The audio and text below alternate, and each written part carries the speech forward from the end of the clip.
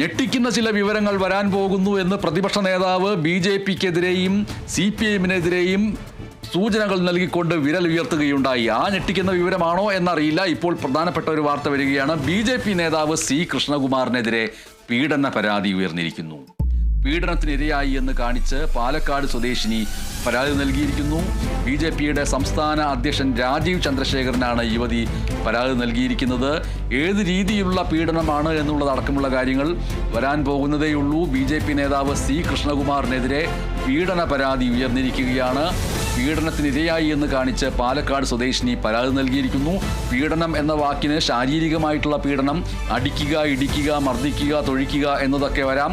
അതേസമയത്ത് ലൈംഗികമായ താല്പര്യത്തോടു കൂടിയുള്ള പീഡനം അതും വരാം. ഇതിൽ ഏത് രീതിയിലുള്ള പീഡനമാണ് എന്നതടക്കമുള്ള കാര്യങ്ങളിലേക്ക് നമുക്ക് വരേണ്ടതുണ്ട്. BJP നേതാവ് C കൃഷ്ണകുമാറിനെതിരെ ആണ് പീഡന പരാതി ഉയർന്നിരിക്കുന്നത്.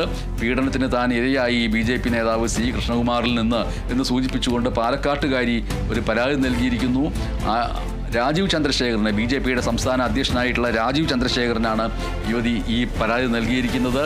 രാജീവ് ചന്ദ്രശേഖരനെ ഉദ്ധരിച്ചുകൊണ്ട്, രാജീവ് ചന്ദ്രശേഖരനെ പ്രധാന സ്ഥാനത്ത് നിർത്തിക്കൊണ്ട് പ്രതിപക്ഷ നേതാവ് VD സതീശൻ ഇന്നലെ ഒരു കാര്യം പറഞ്ഞിരുന്നു.